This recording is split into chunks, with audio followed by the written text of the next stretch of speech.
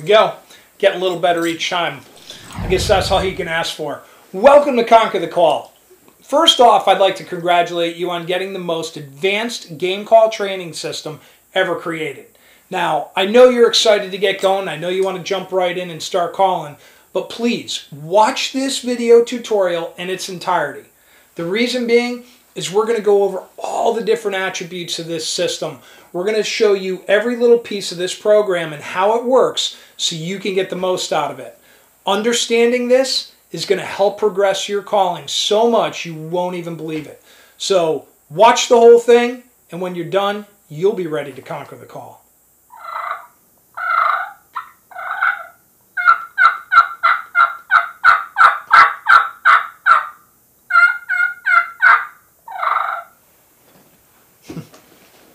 You know, I am so truly excited about this program, and I'm actually even more excited about how many people it's going to help become better callers.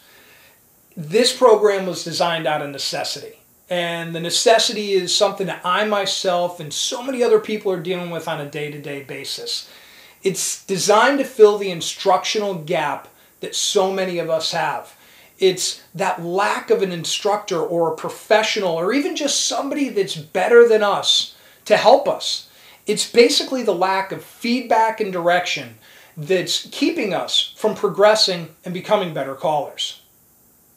Over 25 years ago is when I actually decided to try and get serious about calling and get better.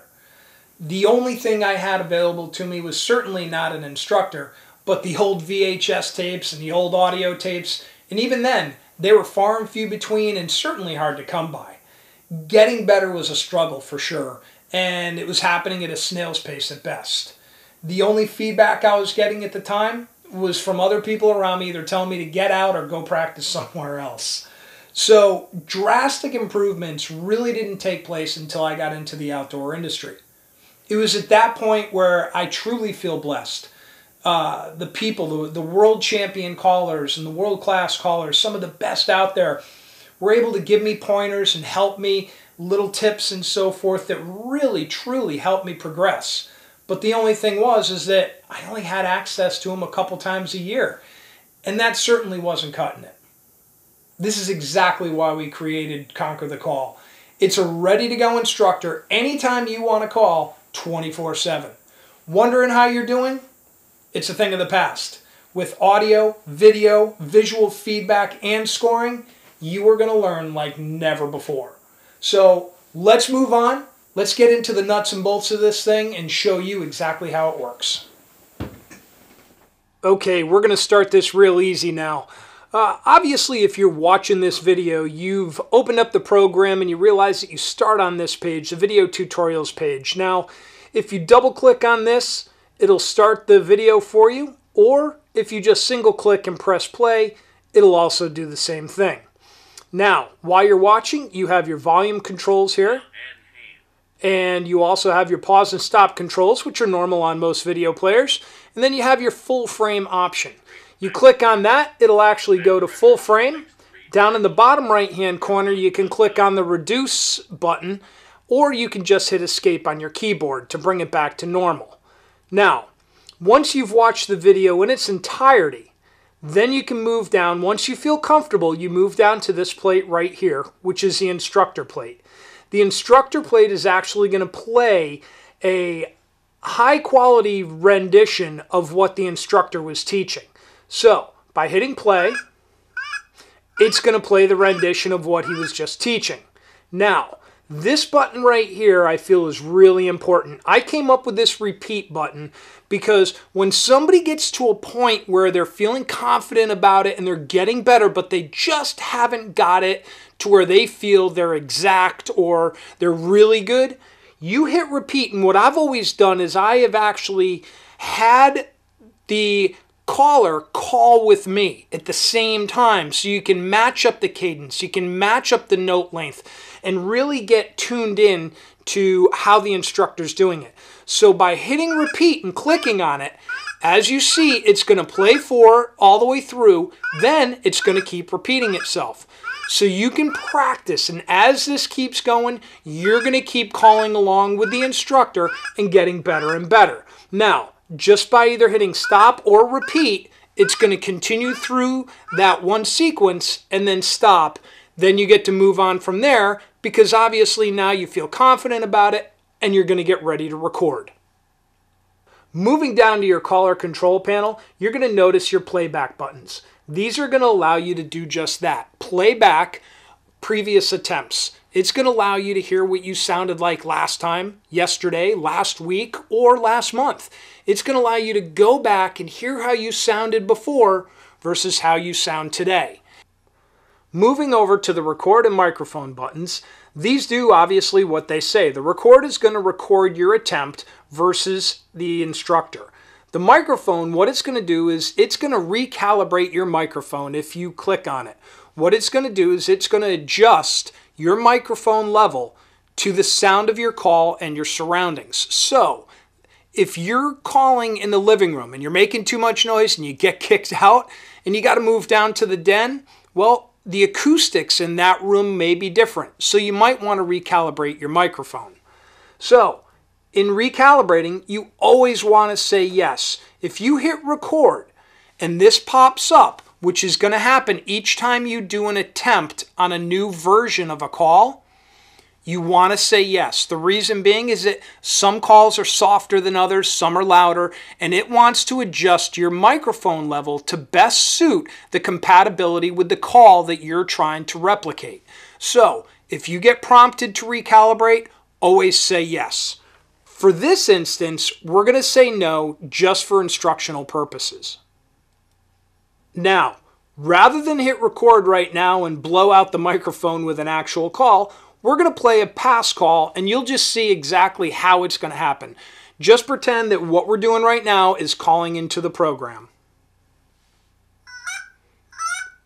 Now, obviously, you can see this isn't the greatest attempt. It's going to process the call data as it comes in, and it's going to give you a score.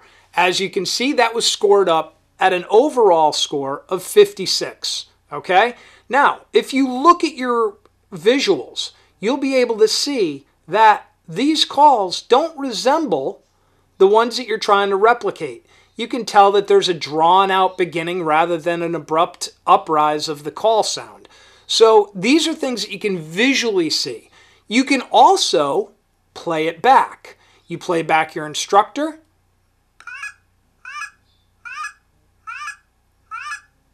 and play back yourself.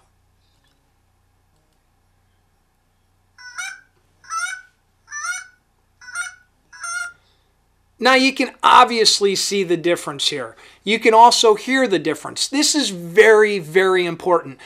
Just about every professional caller that I know that's hit championship status always finds that recording themselves is one of the most important things they do. If you've ever listened to yourself on an answering machine, you hear yourself back and say, wow, do I really sound like that?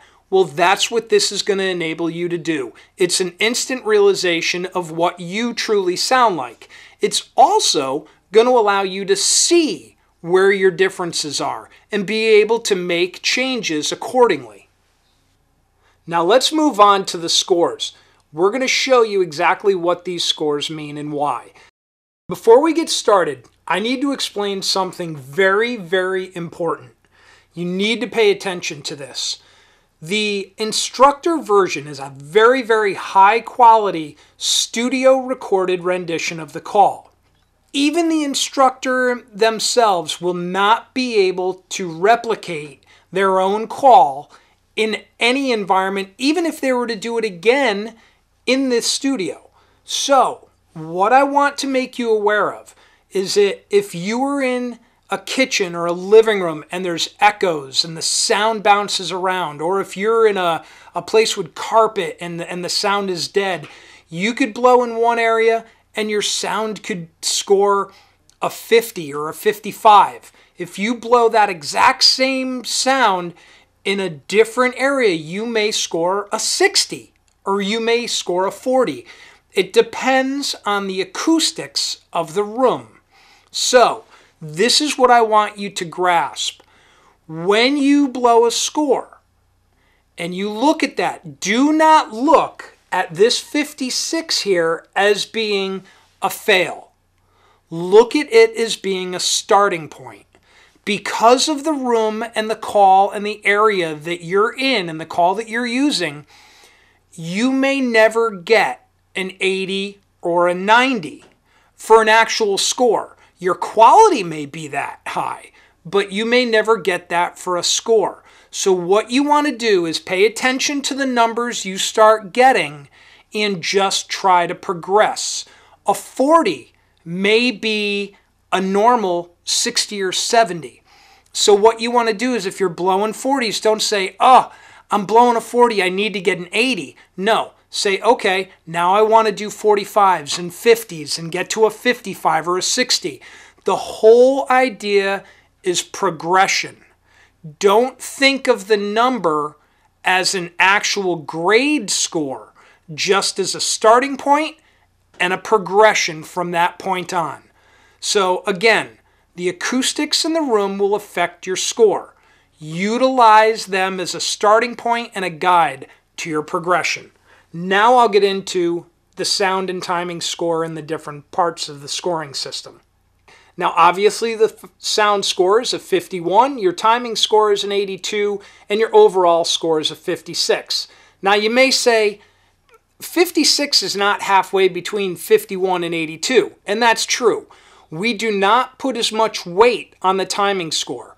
Reason being is that if you're a little fast or a little slow, it can just be the demeanor of the animal that you're trying to replicate.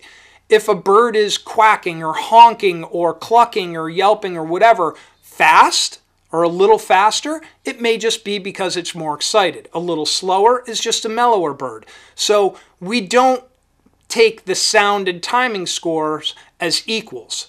We definitely weigh the sound score more heavily. So if you're wondering why that's skewed a little bit, that's the reason why. Moving over here to your note count, let me describe this. As you can see, we have 5 in the instructor's bar and we have 5 in the caller's bar. It says that your note count is right on. Now, this is going to be accurate for you. It's going to tell you if you're doing the correct amount of notes. Where this can be skewed is if you have calls like a lay down call or purrs or things like that that may run together. When they run together, there is no definitive difference between actual notes. That's where you can come down and utilize your visuals and say, do my visuals match the instructor? And it will show you how close you've actually come, even though the notes have run together and it's not necessarily an independent note of itself. Your note duration, you're going to be able to see if it's too long or too short. You can obviously see right here, these notes are drawn out and they're much longer than the notes here. So we have to make a quicker burst. The cadence, too fast or too slow. It's going to allow you to know, should you pick up that timing? Should you pick it up a little bit, go a little faster, or go a little slower? This cadence right here was too slow, so we're going to need to speed up the time between individual notes. You also have your caller results graph. This graph here is going to show you just on this individual call, this is the hands-on cluck, this individual call, this is your history. Now you can see we obviously were testing highs and lows and so forth, but this is going to show you your call history and show you how you've progressed over time. So look at it, refer back to it, see how you're doing. Play some of these older attempts and see how you sounded back then versus how you sound now, and watch your progress. So again, look at your sound score, your timing score, and your overall. Utilize it as a gauge, not an A, B, C, or fail, or D score. Utilize it as a number and progress from there. Utilize your playbacks. Listen to your instructor. Use your attempts right here. This is your attempt history. It tells you the time and date that you made your attempt. You can play it back. You're going to see your score. It will cultivate these areas here. It'll put all the parameters of the call that you did back then. It'll plug them right in. If you look at this one, this was a 74. You can see my sound score was up to a 71. So all these things will be archived in your history. You can play them back and listen to yourself. Do it. Listen to the subtle nuances. Look at where your issues may be. All these things are going to help you tremendously. And please, utilize this repeat button.